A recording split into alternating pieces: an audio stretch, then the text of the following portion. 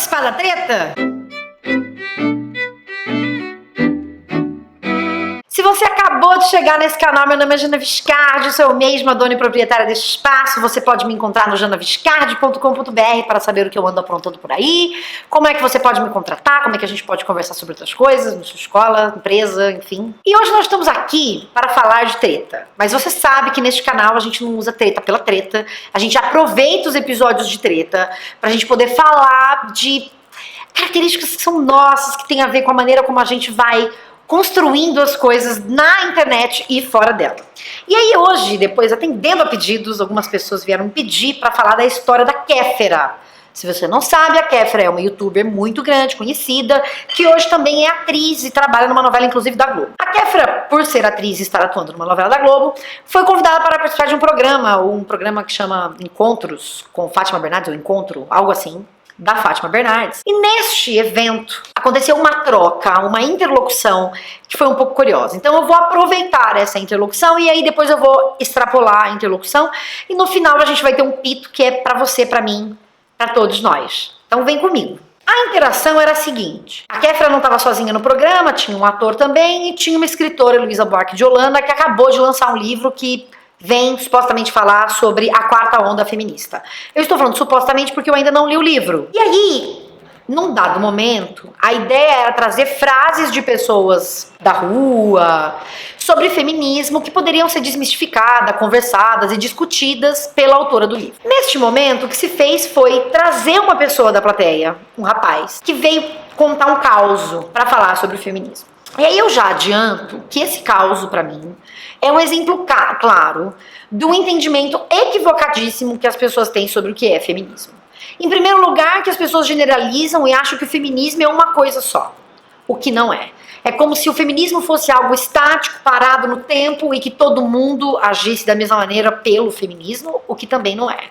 E quando se diz feminista, é como se todas as mulheres feministas tivessem um único perfil, agissem de uma mesma maneira e fossem uma mesma coisa, o que eu já adianto também não é. Depois deste preâmbulo, o que acontece é que esse rapaz vai dizer que ele acha que tudo bem quando as mulheres estão reivindicando pelos mesmos salários. A Fátima dá uma interrompidinha nele, ele interrompe um pouco a Fátima, não sei o quê, mas ao fim e ao cabo ele vai dizer que tudo bem quando essa é a reivindicação por direitos iguais, porque isso foi o que a Luísa falou, o que as pessoas têm dificuldade de entender, o que feminismo é igualdade. E aí você sente que os ânimos ali estão um pouquinho acirrados, as pessoas estão falando animadamente sobre o assunto, quando ele resolve contar esse exemplo de que o que ele conta é que ele tocou numa feminista.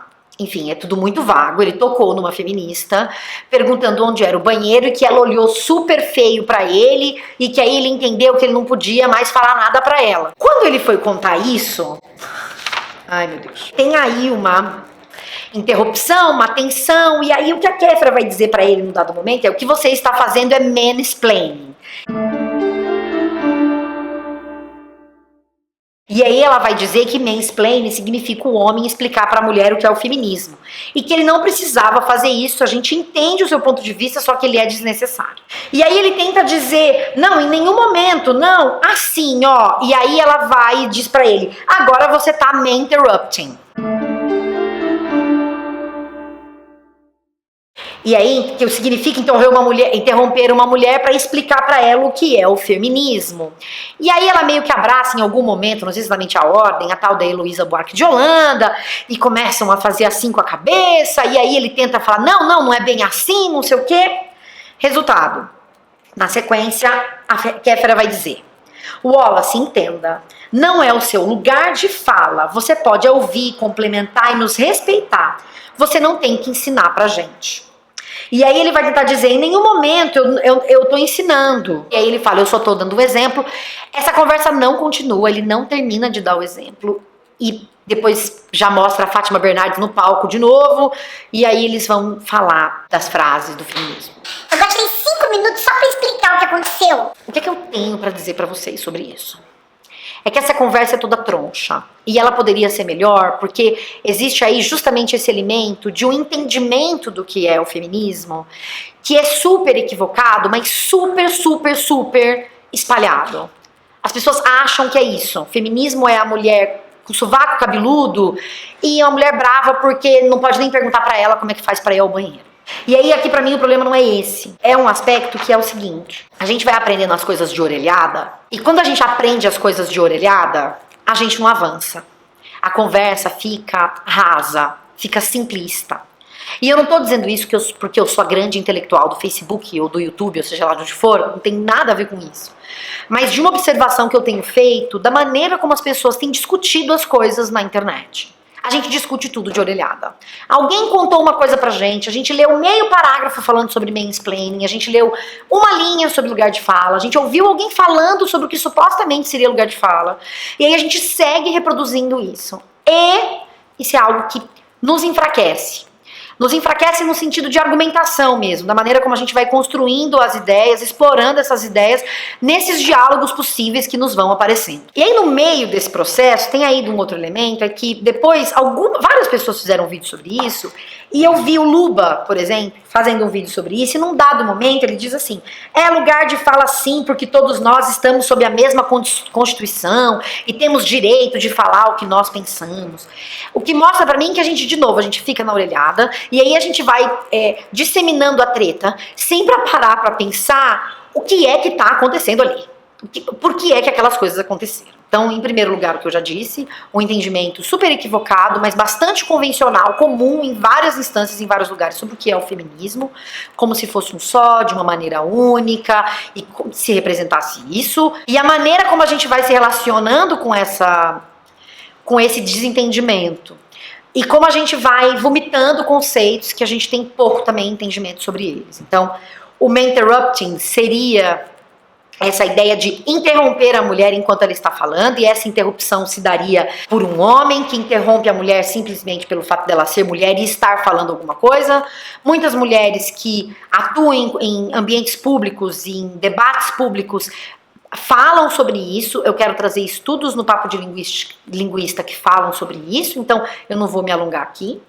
O que seria o mansplaining? Seria justamente o homem explicando para a mulher uma coisa que ela já sabe.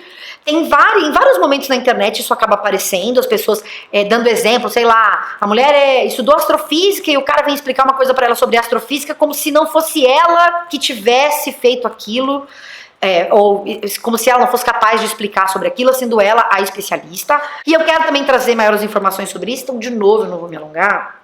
E aí tem um outro elemento aqui que é muito forte, que causa muito desentendimento e não permite que a gente faça discussões mais profundas, que é o entendimento do que é lugar de fala.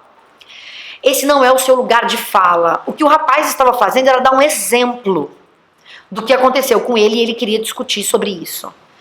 Isso não tem nada a ver com lugar de fala, viu, gente? Lugar de fala não significa que algumas pessoas têm exclusividade para falar de um assunto. Eu me lembro no ano passado de começar a estudar muito sobre lugar de fala. Lugar de fala é algo que é discutido muito por sociólogos, também é discutido muito na antropologia. Tem uma discussão que não é de agora, que fala muito sobre o que nas pesquisas, por exemplo, sobre, vamos imaginar que você tem um grupo de índios que vive isolado e de repente chega um pesquisador para estudar esse grupo de índios e para falar sobre esse grupo de índios. O que você tem aí é uma pesquisadora olhando para aquela realidade e analisando com o olhar dela aquela realidade, dando voz de alguma maneira àquela realidade. E na verdade o que ela está fazendo é inevitavelmente uma interpretação, porque não existe olhar neutro. E aí a gente pode falar disso em outras circunstâncias, em outros momentos, porque as pessoas hoje em dia cada vez mais têm essa ideia de que existe esse ponto neutro de observação e de fala. Isso não existe. E aí, numa sociedade que é fortemente eurocentrada, numa ciência que é fortemente eurocentrada, esse olhar de um cientista, por exemplo, europeu, sobre essas comunidades que não conhecem, que a gente está falando da colonização, enfim, da chegada dos europeus em diferentes lugares do mundo, os conquistadores, tem uma coisa que está lá de trás e que vem vindo. Isso é um olhar sobre o mundo, esse olhar colonizador, digamos assim. E aí os pesquisadores começam a pensar, tá bom, como é que você modifica isso? É preciso, portanto, entender que não há um lugar neutro.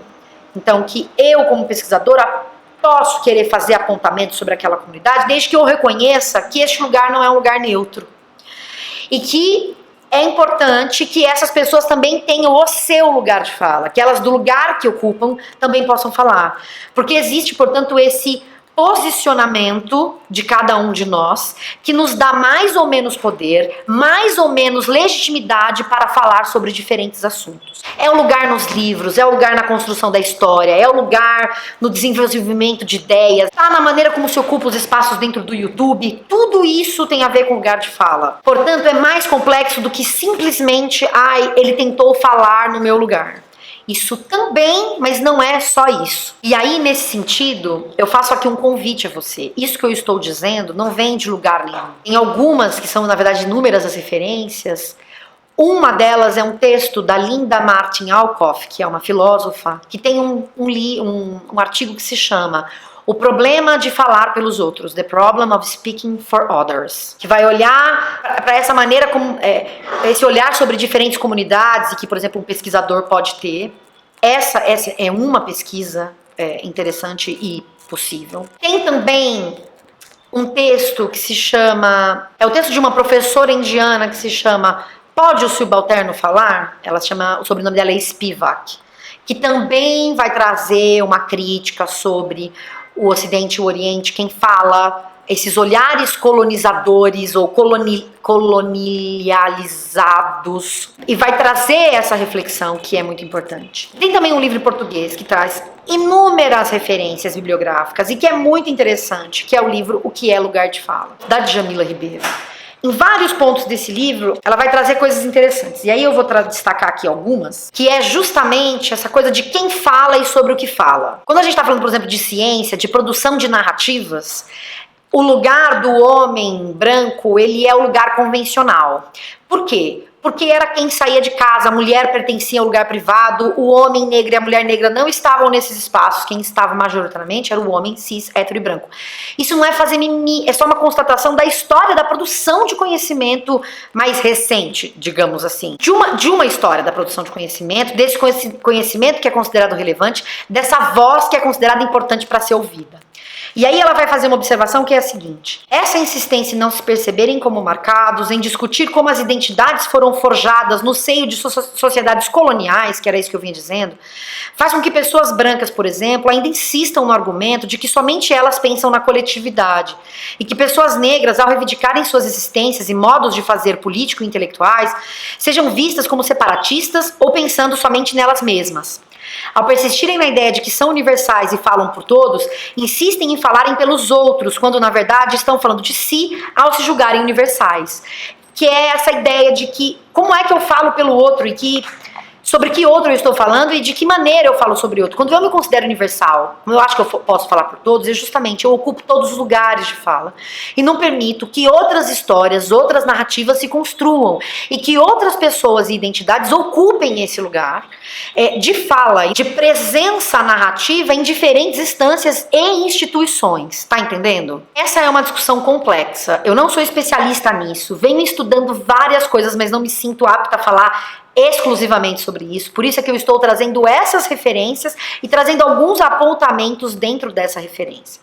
Quando a gente tem esse grupo que vem se alterando mais lentamente, de pessoas que falam sobre coisas, de que opinam, que são os construtores de uma realidade, de uma narrativa, essa é a norma, e essa norma é que procura e que vem sendo quebrada por esses pensamentos que são anticoloniais. Eu não sei se essa é a palavra correta, vocês me corrijam aqui, por favor.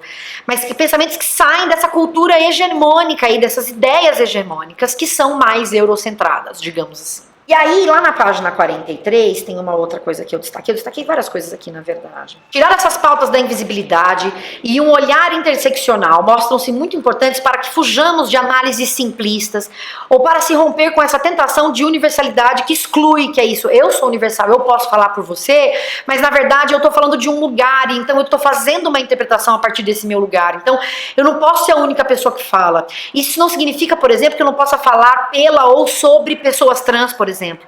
Mas eu sendo essa única voz, isso é um equívoco, porque essas pessoas falam de um outro lugar e essas experiências têm que ser ouvidas, por exemplo. A reflexão fundamental a ser feita é perceber que quando pessoas negras, nesse caso ela está falando sobre negritude, sobre pessoas negras, né? Que quando pessoas negras estão reivindicando o direito a ter voz, elas estão reivindicando o direito à própria vida. É justamente isso. Aqui o discurso é entendido como poder, como uma possibilidade de existência e de existência mesmo no mundo. E ela continua, nesse sentido, seria urgente o deslocamento do pensamento hegemônico e a ressignificação das identidades, gente, sejam de raça, gênero, classe, para que se pudesse construir novos lugares de fala, com o objetivo de possibilitar voz e visibilidade a sujeitos que foram considerados implícitos dentro dessa normatização hegemônica, ou seja, você tem hoje, por exemplo, índios que estudam linguística. Eles vão, a partir desse estudo, trazer a sua própria visão sobre como que é construída a sua língua e a sua identidade para dentro dos estudos de linguagem. Isso é importante, porque um linguista como eu, vou ter uma outra percepção, possivelmente, e não deveria ser a única. Eu falo de um outro lugar, porque, de novo, essas falas não são neutras. O lugar de onde eu falo não é neutro, não é universal. E aí, lá na página 56, ela vai falar uma coisa que eu considero muito importante nesse ambiente que a gente está vivendo de internet, e que não é, como ela mesma diz aqui, para diminuir um ativismo digital ou a militância que é feita no mundo digital, mas uma preocupação que se tem dessa conversa que é só de orelhada, que é alguém ouvir falar em algum lugar e de repente a gente está usando um monte de termo que a gente não discute, a gente não reflete, a gente não pensa sobre eles, a gente só está vomitando ideias tortas, né?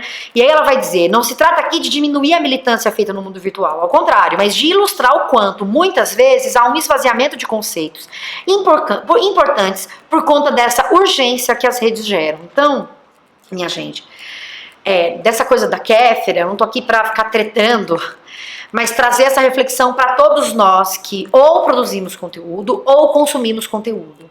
Quando a gente endeusa um indivíduo, e era muito engraçado ver esse programa, por exemplo, da Fátima Bernardes, porque a cada frase da Kéfera, que ela estava meio brigando com o menino, as pessoas gritavam porque a gente gosta da treta, sabe?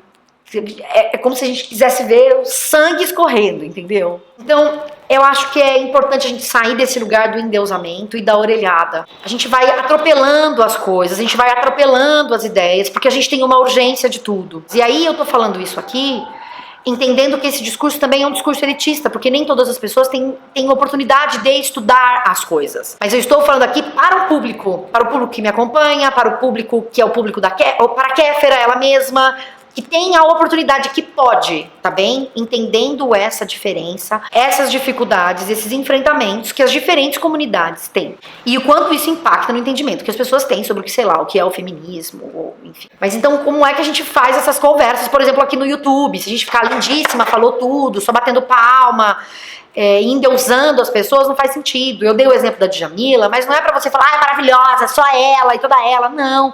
Tem todo um trabalho de pesquisa aqui dentro que ela fez, de uma série de pesquisadoras que ela aponta como importantes. Leila Gonzalez, tem um monte de gente aqui que ela aponta.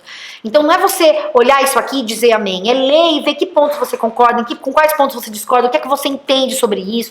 É um olhar crítico. O YouTube te dá essa possibilidade, mas ele também dá a possibilidade dessa treta, dessa conversa torta, dessa coisa, por exemplo, do Luba ir lá e falar que não, todo mundo tem direito de falar, e sem entender que, na verdade, o que a Constituição tem lá não tem nada a ver com o lugar de fala, inclusive porque o que está na Constituição não se prega que as pessoas são violentadas todos os dias por serem o que são, e isso não está na Constituição, é o contrário disso que está na Constituição, e isso continua acontecendo. Falei demais, esse vídeo vai ser longuíssimo, mas eu achei muito importante fazê-lo, porque eu acho que a gente precisa cada vez mais sair do lugar da orelhada. A gente não pode ficar na internet fazendo as coisas na orelhada. Na orelhada a gente cresce, porque você briga com um, briga com o outro, fala não sei o quê, e você não tá discutindo coisas, você tá só transformando indivíduos em ícones de alguma coisa sem refletir sobre aquelas coisas, tá? Então, eu dei uma generalizada aqui também que não devia fazer, mas é isso, tá muito calor. Eu acho que eu tô em momento de devaneios já. É isso, deixa aqui o seu comentário. A gente vai ter vídeo quinta, vai ter vídeo sábado, eu tô gravando tudo, um monte de coisa aqui. E eu deixo um beijo pra você. Tchau, tchau.